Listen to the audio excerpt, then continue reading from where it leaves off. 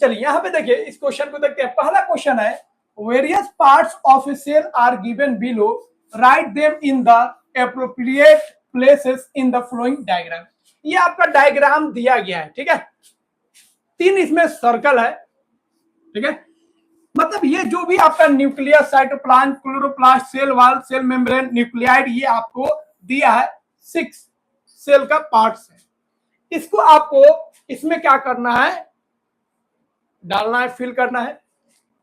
ऐसा पार्ट्स जो केवल एनिमल में हो, ऐसा पार्ट जो केवल प्लांट में हो, ऐसा पार्ट जो केवल बैक्टीरिया में हो, और ऐसा पार्ट्स को बीच में लिखना है जो सब में है।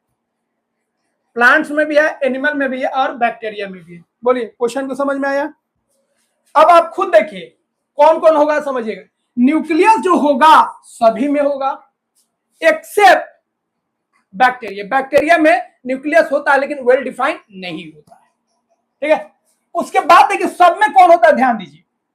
ये जो होगा क्लोरोप्लास्ट, प्लांट में होगा, ओनली प्लांट। सेल वॉल जो होगा प्लांट में भी होगा और बैक्टीरिया में भी होता है, याद रखिएगा। पी से प्लांट, बी से बैक्टीरिया। सेल मेम्ब्रेन जो होगा ये सब में होगा, ठीक है। प्लांट्स में भी होगा, बैक्टीरिया में भी होगा, और एनिमल सेल में भी होगा, ठीक है। न्यूक्लियाइड जो होगा स्पेशल होता है किसमें, बैक्टीरिया में। न्यूक्लियस जो होगा ये दोनों में होगा, प्लांट में भी होगा और एनिमल में भी होगा। साइटोप्लाज्म जो है ये सभी में होगा, प्लांट में भी होगा, बैक्टीरिया में भी होगा और एनिमल में भी होगा। बोलिए, क्लियर हो गया? देखिए केवल एनिमल वाला कोई है नहीं। केवल एनिमल का बात करेंगे तो एक ही याद रखिएगा, दिया नहीं है, सेंट्रियोल। सेंट्रियोल जो होता है एनिमल में होता है, वो प्लांट्स में नहीं मिलेगा। एक एक क्वेश्चन को समझिएगा। देखिए क्वेश्चन कितना बड़ा बड़ा है, इसलिए एक एक स्टेटमेंट को ध्यान से समझिएगा, तब जाके क्वेश्चन समझ में आएगा। क्वेश्चन समझ में आएगा तब आप अच्छा से आंसर दे पाइएगा, ठीक है। क्योंकि ये डायरेक्ट क्वेश्चन आंसर नहीं है। क्वेश्चन देखिए क्या कर रहा है। Anandi took 2 test tubes and marked them A and B. She put 2 spoonfuls of sugar solution in each of the test tubes. In test tube B, she added a spoonful of yeast. Then she attached 2 incompletely inflated balloons to the mouth of each test tube. She kept the setup in a warm place away from sunlight. 2 test tube लेती है आनंदी। एक test tube का नाम है, ठीक है, ए, और एक टेस्ट ट्यूब का नाम है बी। दोनों में क्या करती है, टी स्पून से वो रखती है, ठीक है, शुगर। दोनों में क्या रखती है, शुगर। इसमें भी शुगर है और इसमें भी शुगर है, लेकिन वह ईस्ट को मिलाती है किसमें, टेस्ट ट्यूब बी में। शुगर और plus yeast, test tube B में शुगर और क्या मिला देती है, ठीक है, शुगर तो पहले से था, ईस्ट मिला देती है। अब उसको वार्म प्लेस पे रख देती है जहां पे डायरेक्ट सनलाइट नहीं जाए, ठीक है, अवे फ्रॉम सनलाइट। क्लियर है? आनंदी 2 टेस्ट ट्यूब ली, दोनों में शुगर ऐड कर दी सेम अमाउंट में, बी में ईस्ट को डाली, ए में ईस्ट को नहीं डाली। क्वेश्चन क्लियर है? अब देखिए क्वेश्चन इसमें क्या पूछेगा, what do you predict will happen after 3-4 days? See observe that the balloon attached to test tube B was inflated. What can be a possible explanation for this? तो दोनों test tube में sugar और B वाला में east डाल दी और दोनों के ऊपर एक बैलून लगा दी। क्या लगा दी? बैलून। इसके ऊपर भी बैलून लगा दी, ठीक है, बैलून लग गया दोनों के ऊपर। अब क्वेश्चन कहता है 3 से 4 दिन बाद, after 3 to 4 days, see observe that the balloon attach to test tube B. Test tube B से जो बैलून अटैच था वो इन्फ्लेट कर जाता है, फूल जाता है। What can be a possible explanation for this?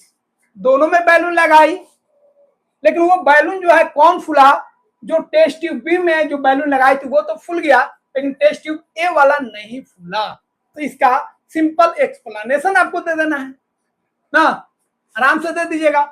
तो आप क्या लिखेंगे, लिखेंगे in test tube B there is presence of sugar and yeast decomposes sugar into carbon dioxide and alcohol, and due to carbon dioxide this balloon gets inflated।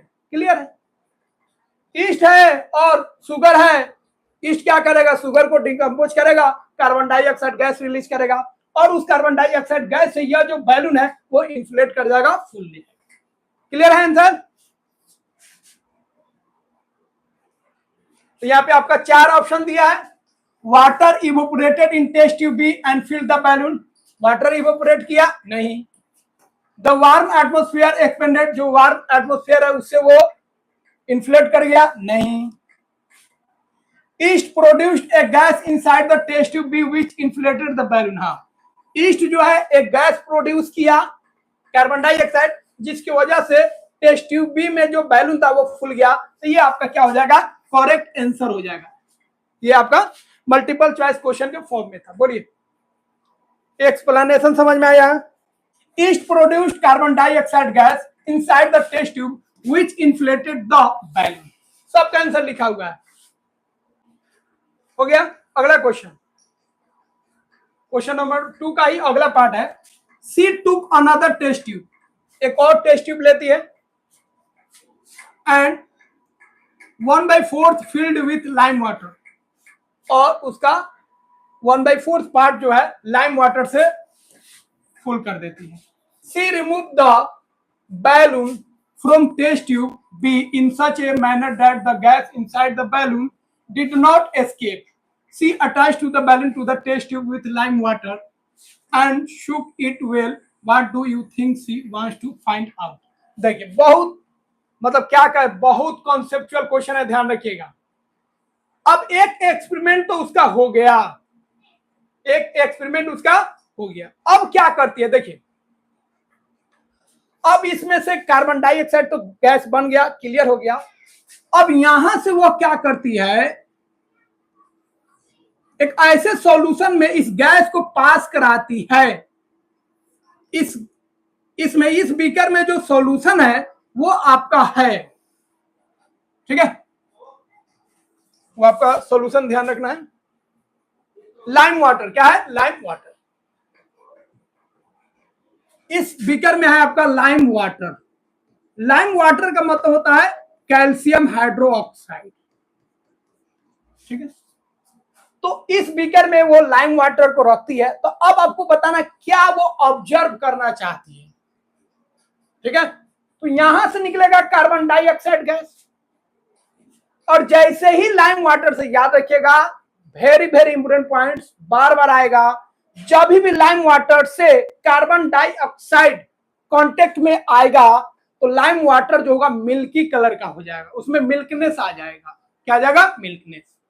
और lime water का use हम लोग white washing, घर का जो white washing होता है ना, पोचारा पहले पेंट बाद में लगता है, व्हाइट वॉशिंग जो घर का हम लोग करते हैं इसी से करते हैं, लाइम वाटर से। और घर का जब पोचारा हम लोग करते हैं, व्हाइट वॉशिंग करते हैं, तो कुछ दिन बाद उसमें शाइनिंग आता है, मिल्कनेस आ जाता है, due to combination of lime water with carbon dioxide. जैसे ही लाइम वाटर कार्बन डाइऑक्साइड के साथ मिलेगा तो जो लाइम वाटर है उसमें मिल्कनेस आ जाएगा, शाइनिंग आ जाएगा व्हाइट कलर का। बोलिए, पॉइंट समझ में आया? जैसे ही वो दूसरे टेस्ट ट्यूब को लाएगी जिसमें लाइम वाटर है और कार्बन डाइऑक्साइड गैस जाएगा तो क्या होगा, उसमें मिल्कनेस आ जाएगा। जैसे ही मिल्कनेस आ जाएगा तो उसको कंफर्म हो जाएगा इसमें जो गैस बन रहा था वो कार्बन डाइऑक्साइड गैस था। तो क्या करना चाहती है, she wants to test if the gas produced by yeast is carbon dioxide. वो चेक करना चाहती है जो ईस्ट से जो गैस रिलीज हो रहा है वो एक्चुअल में कार्बन डाइऑक्साइड गैस है कि नहीं है। कैसे चेक करेंगे, तो वो जो गैस निकल रहा है उसको लाइम वाटर के साथ कंबाइन कराएंगे और लाइम वाटर मिल्की हो जाएगा। इसका मतलब ईस्ट जो है कार्बन डाइऑक्साइड गैस को प्रोड्यूस कर रहा है, ठीक है। Then lime water turns milky, जैसे ही पास कराएंगे जो लाइम वाटर है मिल्की हो जाएगा और यह कंफर्म करेगा प्रेजेंस ऑफ कार्बन डाइऑक्साइड। आगे बढ़ते हैं। अगला क्वेश्चन है question number 3। A farmer was planting wheat crop in his field. एक फार्मर है जो अपने फील्ड में व्हीट क्रॉप लगा रहा है। He added nitrogen rich fertilizer to the soil to get a good yield of crops. Crops का production अच्छा हो, क्रॉप्स का यील्ड अच्छा हो, इसके लिए उस फार्मर ने क्या किया, नाइट्रोजन रिच फर्टिलाइजर यूज किया। ऐसा फर्टिलाइजर जिसमें नाइट्रोजन का अमाउंट अधिक हो। इन द नेबरिंग फील्ड, उसके बगल वाला जो फील्ड था उसमें दूसरा जो फार्मर है वो किसका क्रॉप लगा रहा है, बीन का। बीन का क्रॉप लगा रहा है दूसरा फार्मर। इसने किसका लगाया था, व्हीट का। But she preferred not to add nitrogen fertiliser to get healthy crop. उसको बताया जाता है आपका जो क्रॉप्स है वो अपने आप हेल्दी होगा, आपको नाइट्रोजन देने की जरूरत नहीं है। मतलब दो फार्मर है, एक ए है और एक बी समझ लीजिए। ए जो है व्हीट का क्रॉप लगाता है, जबकि बी जो है बीन का क्रॉप लगाता है। यह जो है नाइट्रोजन वाला फर्टिलाइजर को देता है, लेकिन यह नहीं देता है। इसको बताया जाता है आपको नाइट्रोजन देने की आवश्यकता, रिक्वायरमेंट नहीं है। अब आपको बोलना है, इसका रीजन बताना है ऐसा क्यों हो रहा है। ए को जरूरत पड़ रहा है बट बी को नहीं पड़ रहा, ऐसा क्यों हो रहा है, इसका आंसर आपको देना है। समझ गए क्वेश्चन। तो देखिए आपको बता दिए थे पहले, हम लोग ऑलरेडी पढ़ चुके हैं। जो लिग्यूम्स प्लांट्स होते हैं उनके रूट्स के अंदर नोड्यूल्स होते हैं जिसको रूट नोड्यूल्स बोलते हैं, और उसमें राइजोबियम बैक्टीरिया होता है जो नाइट्रोजन को फिक्स कर देता है, नाइट्रोजन को प्लांट्स को प्रोवाइड करा देता है। इसके वजह से जो प्लांट्स होते हैं लिग्यूम प्लांट्स, उनको एक्स्ट्रा अलग से नाइट्रोजन की रिक्वायरमेंट नहीं होता है। तो बीन्स क्या है, एक लिग्यूम प्लांट्स है, उसको नाइट्रोजन की जरूरत नहीं है। जरूरत तो है, वो पूरा हो जा रहा है, उसको बाहर से नाइट्रोजन की जरूरत नहीं है। ये ऐसा नहीं बोलेंगे ये नाइट्रोजन का जरूरत नहीं, नाइट्रोजन का नीड्स है बट वो नेचुरली पूरा हो जा रहा है, उसको अलग से देने की जरूरत नहीं। तो उसका आंसर क्या लिखेंगे, legume plants like beans have rhizobium bacteria in their roots nodules. These bacteria fix nitrogen from the atmosphere into a usable for the plants. जो लिग्यूम प्लांट्स है जैसे बीन्स हो गया, उसके अंदर रूट्स नोड्यूल्स में क्या है, राइजोबियम बैक्टीरिया है जो प्लांट्स को एटमॉस्फेयर से नाइट्रोजन ला के देता है। लेकिन जो सेकेंड फार्मर है वो तो व्हीट लगाया है, और व्हीट के रूट्स में कोई ऐसा सिस्टम होता नहीं है, कोई बैक्टीरिया होता नहीं है, इसीलिए उसको एक्स्ट्रा नाइट्रोजन का जरूरत पड़ेगा। लेकिन जिसने बीन्स का क्रॉप लगाया है उसको एक्स्ट्रा नाइट्रोजन की जरूरत नहीं पड़ेगा, अलग से नाइट्रोजन देने की जरूरत नहीं पड़ेगी। बोलिए इसमें कोई डाउट्स है तो बोलिए। क्वेश्चन नंबर 4 क्या कर रहा है, स्नेहल डॉग 2 पिट्स। ठीक है, स्नेहल जो है 2 पिट्स को 2 गड्ढा खोदती है, ए एंड बी। एक ए हो गया और एक बी हो गया। In her garden, in pit A, she put fruits and vegetable peels and mixed it with dried leaves. A में वो क्या क्या डालती है, फ्रूट और वेजिटेबल्स का जो पिल्स है, छिलका है, उसको डालती है, और इसमें मिक्स करती है ड्राई लीव्स। बी में क्या करती है, सेम काइंड ऑफ वेस्ट वही लेती है, फ्रूट्स प्लस वेजिटेबल्स, बट इसमें वो ड्राइड लीव्स को मिक्स नहीं करती है। इसमें ड्राई लीव्स को मिक्स नहीं करती है, नॉट एडेड ड्राइड लीव्स, इसमें ड्राइड लीव्स को ऐड नहीं करती है। She covered both the pits with soil से इसको ढक देती है, and observe after 3 weeks what is she trying to test. तो समझिए स्नेहल क्या करती है, 2 पिट खोदती है, 2 गड्ढा बनाती है, एक ए और एक बी। ए और बी दोनों में, ठीक है, सेम अमाउंट में फ्रूट्स और वेजिटेबल्स का जो पिल्स है, वेस्ट है, उसको डाल देती है। लेकिन ए में क्या करती है, उसके ऊपर जो है ड्राई लीव्स जो होता है, सूखा पत्ता, उसको ऐड कर देती है, फिर उसके ऊपर मिट्टी डाल देती है। बी में जैसा है वैसे रहने देती है, उसमें ड्राई लीव्स को ऐड नहीं करती है, ठीक है, और उसके ऊपर फिर मिट्टी डाल देती है। दोनों में फर्क यही है, दोनों में सेम मटेरियल है, एक में ड्राई लीव्स है और एक में ड्राई लीव्स नहीं है। 2 to 3 वीक्स बाद वो देखती है, वही आपको बताना है वो क्या चेक करना चाहती है। तो क्लियर है, वो चेक करना चाहती है जो ड्राई लीफ जो है वो डिकम्पोजिशन होने दे रहा है कि नहीं होने दे रहा है, डिकम्पोजिशन को बढ़ा रहा है कि घटा रहा है, यही चेक करना चाहती है। कहीं बाकी मटेरियल तो सेम है, इससे क्या होगा, मैन्योर का फॉर्मेशन होगा।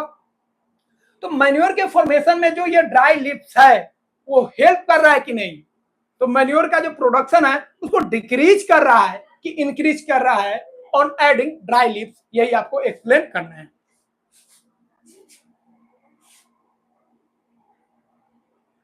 ठीक है, मैन्योर को चेक नहीं करना है, मैन्योर का जो फॉर्मेशन है उसको चेक करना है, कि प्रोडक्शन हाई है कि लो है।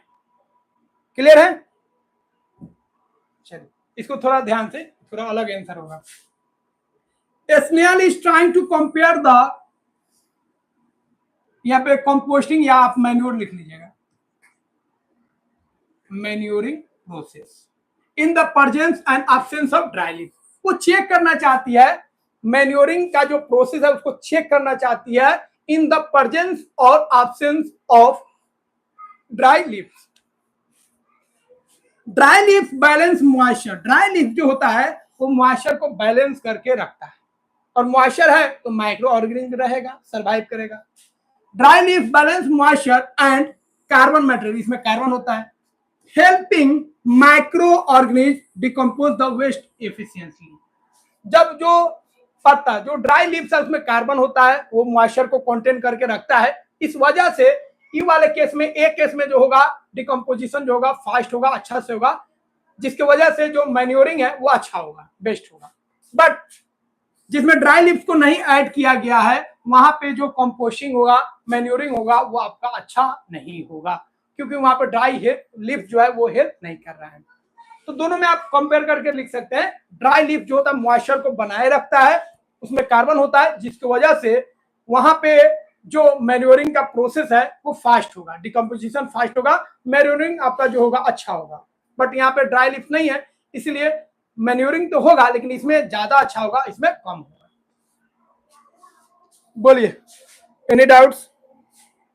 ठीक है, दोनों होगा, इसमें भी ध्यान रखिएगा, बट इसमें थोड़ा फास्ट होगा, ज्यादा होगा।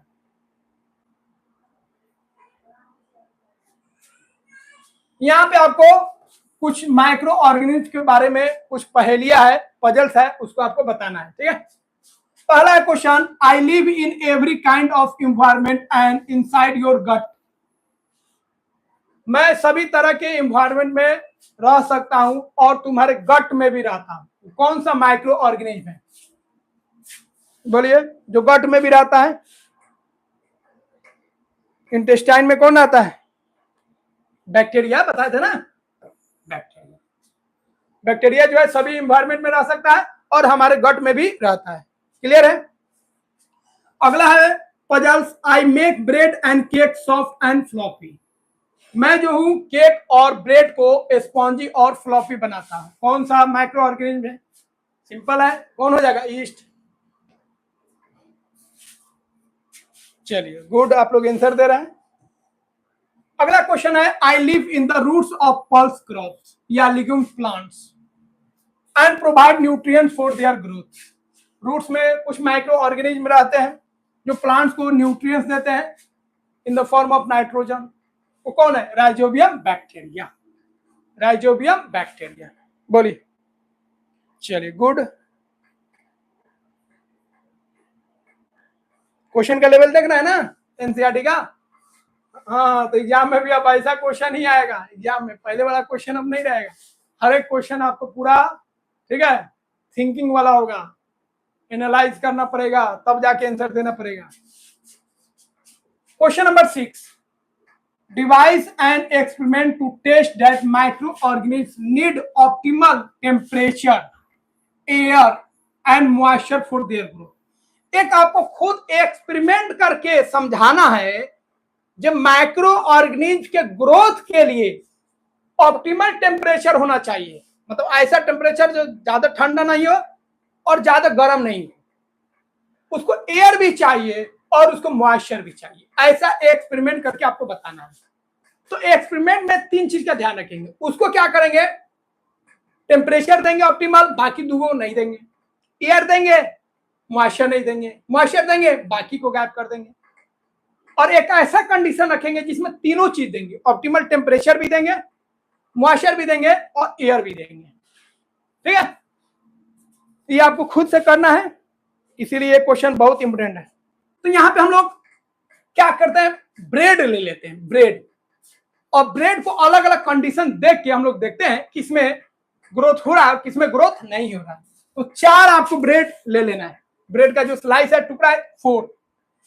पहला वाला को क्या कीजिए, ड्राई में रखिए, मतलब मॉइस्चर नहीं देना है, एयर देना है और मॉइस्चर नहीं देना है।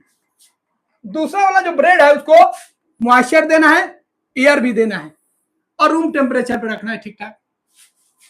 तीसरा वाला को मॉइस्चर देना है लेकिन उसको एयर टाइट बैग में रखना है, एयर नहीं देना है, मतलब नो एयर। ठीक है, फोर्थ वाला जो स्लाइस है उसको मॉइस्चर देना है और उसको फ्रीजर में रखना है, फ्रीजर में मतलब लो टेम्परेचर। तो पहला वाला केस देखिए, ड्राई रखे, मॉइस्चर नहीं है, तो यहाँ पे माइक्रो ऑर्गेनिज्म का ग्रोथ नहीं होगा, क्योंकि तीनों कंडीशन होना चाहिए। मॉइस्ट है, एयर का एक्सपोज आप देख रहे हैं, रूम टेम्परेचर है, ऑप्टिमल टेम्परेचर है, तो यहाँ पे ग्रोथ होगा। तीसरा वाला स्लाइस में देखिए, मॉइस्ट है, मॉइस्चर है, लेकिन वह एयर टाइट कंटेनर में रखे हैं, एयर नहीं मिल रहा है, तो यहाँ पे भी माइक्रो ऑर्गेनिज्म का ग्रोथ नहीं होगा। स्लाइड 4 में देखिए, मॉइस्ट मतलब मॉइस्चर है, लेकिन उसको फ्रीजर में रख दिए जहां पे लो टेम्परेचर है, तो यहाँ पे भी माइक्रो ऑर्गेनिज्म का ग्रोथ नहीं होगा। तो जो स्लाइड 2 है उसको, उस पे जो है माइक्रो ऑर्गेनिज्म का प्रॉपर ग्रोथ होगा, क्योंकि उसको मॉइस्चर भी दे रहे हैं और उसको एयर भी दे रहे हैं और वो रूम टेम्परेचर पे भी है, न ज्यादा कोल्ड है और न ज्यादा वार्म टेम्परेचर में।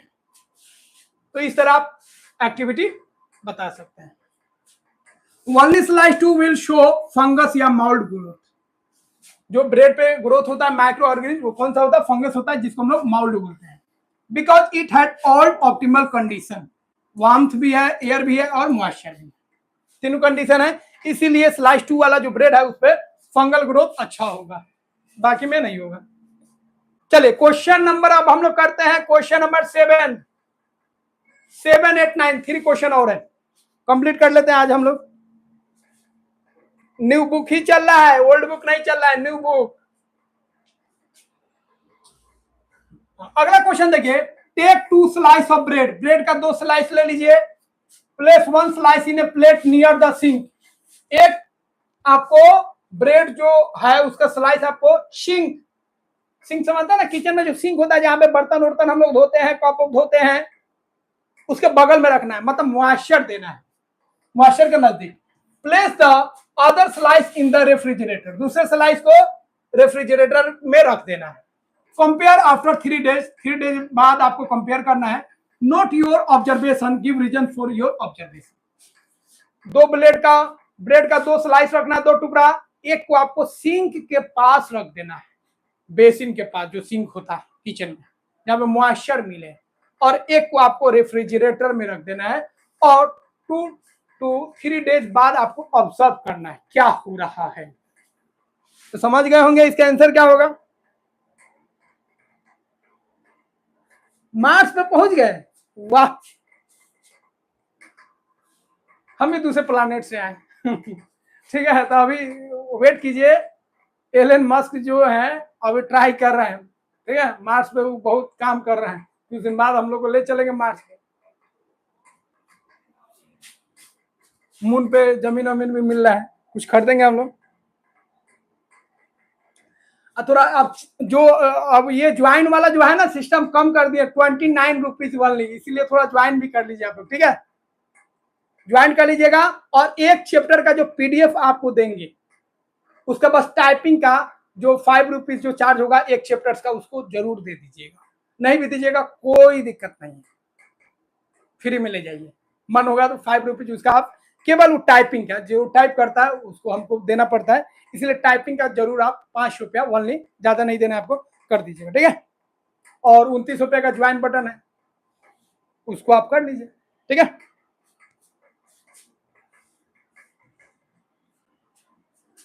तो यहां पे हम लोग क्या करेंगे, जो सिंक के पास जो ब्रेड है उसमें तो मॉइस्चर भी मिला, टेम्परेचर भी ठीक ठाक है, तो वहां पे क्या होगा भैया, वहां पे स्लाइस पर फंगल का ग्रोथ होगा। लेकिन रेफ्रिजरेटर में रखे हैं तो वहां पे लो टेम्परेचर है, तो वहां पे फंगल का ग्रोथ नहीं होगा। तो when slice is placed near the sink, then it shows fungal growth due to moisture and room temperature. room temperature मिला उसको, moisture मिला, और ये फेवरेबल कंडीशन हो गया किसके लिए, for growth of fungus. But when slice is placed near the refrigerator, there is no growth of fungus. लेकिन जैसे ही रेफ्रिजरेटर में रखेंगे तो वहां पे फंगल ग्रोथ रुक जाएगा due to low temperature which inhibits microbial growth. Low temperature होगा, जो माइक्रोब्स का जो ग्रोथ है, माइक्रोबियल ग्रोथ को क्या करेगा, इनहिबिट्स करेगा, उसको कम करेगा। Clear answer? देखिए, चलिए अगला क्वेश्चन है, क्वेश्चन नंबर 8।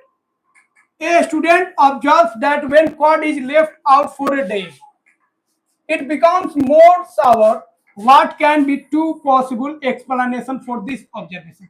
देखिए, दही आप लोग खाते हैं, जो नहीं खाता वो भी समझ लेगा। इन्हें ये क्वेश्चन आ जाए कॉड से रिलेटेड, आंसर में लिख दीजिएगा आई डोंट लाइक कॉड, ना कॉड को लाइक नहीं करते हैं, सो आई कांट गिव आंसर। तो ऐसा नहीं करना है, कॉड खाइए मत खाइए, आंसर आपको जरूर देना है।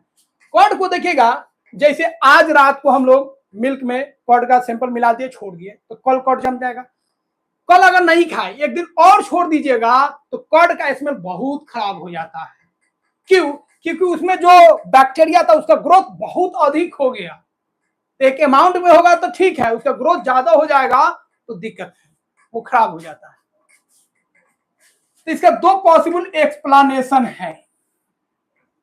बैक्टीरिया लैक्टोबैसिलस जो बैक्टीरिया होता है multiply more in warm temperature, जैसे उसको टेम्परेचर वार्म मिलेगा, उसका जो प्रोडक्शन है, रिप्रोडक्शन है, फास्ट हो जाएगा, पूरा खानदान बढ़ा लेगा, ठीक है। तो उसमें जो प्रोडक्शन होगा बैक्टीरिया का बहुत ही फास्ट होगा। They produce more lactic acid, और जितना प्रोडक्शन हाई होगा सब क्या करेगा, लैक्टिक एसिड प्रोड्यूस करेगा, और लैक्टिक एसिड अगर अधिक हो जाएगा तो कड जो है वो ज्यादा सावर हो जाएगी, इतना खट्टा हो जाएगा जिसको खाने का मन नहीं करेगा। तो यहां से एक पॉइंट समझ में आ गया, दही जो है रात को जमाइए, सुबह में खा लीजिए, ज्यादा लेट कीजिएगा लैक्टिक एसिड का अमाउंट बढ़ जाएगा और ज्यादा सावर आपको टेस्ट में लगेगा। ना नहीं बोलते दही जो है मिठी है, दही खट्टी है, बस हेल्थ ऊपर वाले दे। चलिए अगला क्वेश्चन है, observe the set of given in figure 2। इसको देखिए, ये भी बहुत कॉन्सेप्चुअल क्वेश्चन है। इस फिगर को आपको देखना है, दो यहाँ पे एक फ्लास्क है आपका और एक आपका टेस्ट ट्यूब है, ठीक है। टेस्ट ट्यूब जो सैंपल हम लोग देते हैं ना ब्लड का, दैट इज ये जो सैंपल है उसको टेस्ट ट्यूब बोलेंगे, और ये जो बीकर आप देख रहे हैं इसको फ्लास्क बोलेंगे। फिगर को देखना है, और इसमें पहला क्वेश्चन है, what happens to the sugar solution in the flask A. Flask A जो है उसमें शुगर सॉल्यूशन है, देखिए शुगर सॉल्यूशन है और ईस्ट है, और टेम्परेचर क्या है, वार्म। समझिए कहानी। फिर यहां से कुछ निकलेगा और एक बर्तन में जाएगा, एक टेस्ट ट्यूब में जाएगा बी, जिसमें लाइम वाटर है। इसका आंसर ऑलरेडी हम लोग पहले कर चुके हैं, वही चीज यहां पे भी है। हाँ पहले देखिए यूट्यूब पे ही अभी पढ़ाते हैं, ओनली ऑन यूट्यूब, ऑफलाइन नहीं पढ़ाते हैं। इस क्वेश्चन को देखिए, very very important and very very conceptual. इस फ्लास्क में शुगर सॉल्यूशन है, प्लस ईस्ट है और वार्म कंडीशन है। तो यह जो ईस्ट है वो शुगर को तोड़ेगा और क्या निकालेगा, बोलिए कार्बन डाइऑक्साइड। क्या निकालेगा, कार्बन डाइऑक्साइड। तो यहां से कार्बन डाइऑक्साइड गैस रिलीज होगा और यहाँ पे आके मिलेगा और इसको भेंट हो जाएगा लाइम वाटर से। किससे, लाइम वाटर। और आपको बता चुके थे पहले, लाइम वाटर से जैसे ही कार्बन डाइऑक्साइड मिक्स होगा तो लाइम वाटर का कलर क्या हो जाएगा, मिल्की कलर हो जाएगा। क्या हो जाएगा, मिल्की कलर, उसमें मिल्कनेस आ जाएगा, वो दूधिया रंग का हो जाएगा, शाइनिंग आ जाएगा। In flask A yeast ferments the sugar and producing carbon dioxide. क्या करेगा, शुगर को डिकम्पोज करेगा, फर्मेंटेशन होता है ना, तो फर्मेंटेशन में शुगर को क्या करेगा, डिकम्पोज करेगा into carbon dioxide and alcohol, और ये कार्बन डाइऑक्साइड यहाँ से उड़ के भेंट कर लेगा किससे, लाइम वाटर से, और लाइम वाटर जो है क्या हो जाएगा, मिल्की हो जाएगा। अब आपको अगला क्वेश्चन है, व्हाट डू यू ऑब्जर्व, क्या ऑब्जर्व कीजिएगा टेस्ट ट्यूब बी में। टेस्ट ट्यूब बी में कुछ घंटा बाद क्या होगा, तो मिल्की हो जाएगा। After some hours lime water in test tube B turns milky. Carbon dioxide जैसे ही जाएगा, लाइम वाटर से मिलेगा, उसको क्या कर देगा, मिल्की कर देगा। क्लियर है। तीसरा क्वेश्चन है, what would happen if yeast was not added in flask A. Flask A में अगर ईस्ट नहीं रहता तो क्या होता। तो जब फ्लास्क ए में ईस्ट नहीं रहेगा तो कार्बन डाइऑक्साइड गैस रिलीज नहीं होगा, और कार्बन डाइऑक्साइड गैस रिलीज नहीं होगा तो जो सेकेंड बीकर में, जो सेकेंड टेस्ट ट्यूब है, उसमें जो आपका लाइम वाटर है वो मिल्की नहीं होगा। तो ये आंसर लिख दीजिएगा। वही आंसर यहाँ पे लिखा है, ईस्ट नहीं होगा, फर्मेंटेशन नहीं होगा, मतलब कार्बन डाइऑक्साइड रिलीज नहीं होगा, और लाइम वाटर जो है वो मिल्की नहीं होगा। ठीक है, तो आपका जो सेकेंड एक्सरसाइज है वो आपका हो गया एंड, समाप्त। तो जाके थोड़ा रिवाइज कर लेंगे, ठीक है, और जो डाउट्स होगा आप उसको जरूर बताइएगा। Thanks for watching this, good bye.